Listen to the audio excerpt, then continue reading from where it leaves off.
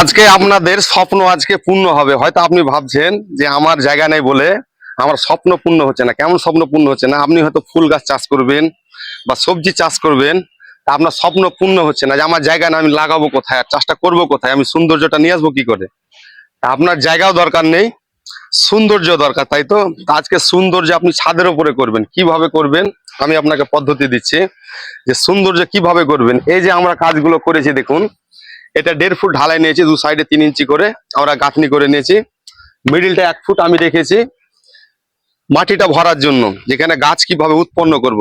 আপনারা গাছগুলো যে লাগাবেন আমাদের পদ্ধতিগুলো দেখো। এই যে আমরা পাইপগুলো দিয়েছি, এই যে পাইপ, এখন এটা ঘুরে দেখো এর সৌন্দর্য কিভাবে নিয়ে আসছি। তা আপনারা আজ থেকে সবকিছু উৎপন্ন করতে পারবেন। ফুল চারা কেন, টমেটো, লঙ্কা, বেগুন, সব চাষ আপনি নিজে তৈরি করে নিজের ঘরে অরিজিনাল খাবারটা খাবেন।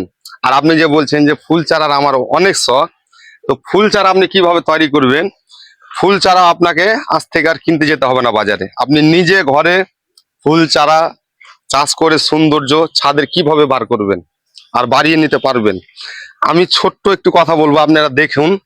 আমার জায়গা দরকার নেই, আমার ছাদ যেটুকু আছে ঘরের জায়গা, ছাদের উপরই সেই জিনিসটা আমরা তৈরি করব, সৌন্দর্য বাড়াবো, ফুল চারা তৈরি হবে এবং সবজি চাষ আমি ঘরে চাষ করে নিজে অরিজিনালটা খাবো। অরিজিনালটা কিভাবে খাবে? আমার ছাদটা খুব ছোট্ট একটা ছাদ, তো আমি আমার আশেপাশে সাইডে কোনো জায়গা নেই। লোকের দেখছি, আমার কেন হবে না? লোক অরিজিনাল খাচ্ছে, আমি কেন খেতে পারবো না? লোক জায়গা আছে ফুল গাছ চাষ করছে, আমি কেন করতে পারবো না? আপনারাও পারবেন। এই যে আমি কাজটা করেছি, আমি এর দু সাইডে গাঁথনি করেছি। আর এই যে পাইপগুলো দেখছেন, এই যে পাইপগুলো, আপনারা ভাববেন যে আমি হয়তো যদি এখানে জল দিই, তো যদি জল দিতে জলটা তো আমার বেরোবার রাস্তা নেই, গাছের শিকড় পচে যাবে, যেহেতু জল যদি স্টক হয়ে যায়। মাটি দিলে তো বেকার জলের জায়গাটা তো আপনাকে বার করতে হবে, যে কিভাবে বার করবো। তা আপনাকে এই সব বেশি টেনশন নিতে হবে না। এটা আমরা পাইপগুলো দিয়েছি, 3 ফুট পর পর দিয়েছি। আমরা এই লেভেল মাটি ভরে দেবো, ফুল গাছে চাষ করব এবং সবজি, টমেটো, লঙ্কা, বেগুন, সব রকমই, রসুন থেকে যা চাষ করবেন পুরোটাই করতে পারবেন। তো জলটা আমার কিভাবে পাস হবে? আমি এই দু সাইডকে মাজাই করব এবং ঢালাইটাকে মাজাই করবো। মাজাই করে আমি নেটিং করে নেবো, প্লাস্টারে সিমেন্টে পুরোটা নেটিং করে নেবো, মাটিটা পুরো ভরাট করে দেবো।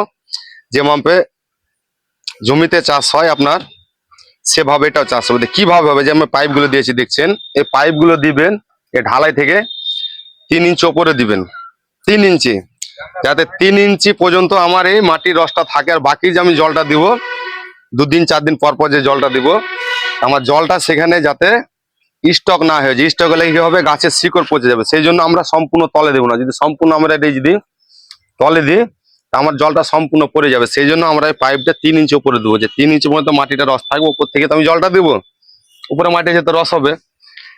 তো আপনারা লোকের দেখে হয়তো বলছেন যে আপনার হচ্ছে না, বিশাল দুঃখ হবে। আজ থেকে আর দুঃখ করতে হবে না। আপনারা যে যেখান থেকে কাজ করবেন ঘরে, আপনার ফুল গাছের অনেক শখ, অরিজিনাল সবজি খাবার চাষ প্রচুর শখ, যে আমি অরিজিনালটা খাবো কিভাবে আর আমি ফুল গাছটা চারা তৈরি করবো কিভাবে। তা আমি যেভাবে করলাম, আমি প্যারাপিট করেছি। প্যারাপিট যেহেতু আমি 3 ফুট করি, এটা 3 ফুট করার দরকার নাই, এটা 1.5 ফুট গাঁথবেন। আর এই যে আমি দুপাশে ইট গাঁথনি করেছি, দুপাশে ইট গাঁথনি করে সুন্দর করে আমি এটা নেটিং করব। নেটিং করে আমি এটা মাটি ভরে দিয়ে আমি সবকিছু এখানে পুরোটা চাষ করতে হবে। আপনাদের জায়গা নেই বলে এসব কোনো টেনশন করুন না। তো যে যেখান থেকে দেখছেন, প্রতিটা দাদা ভাইকে বলবো, প্রতিটা বৌদিকে বলবো, আপনারা যে যেখান থেকে দেখছেন, আপনার মাথাতে কি থাকবে না থাকবে বলতে পারছি না, ভিডিওটা অবশ্যই শেয়ার করবেন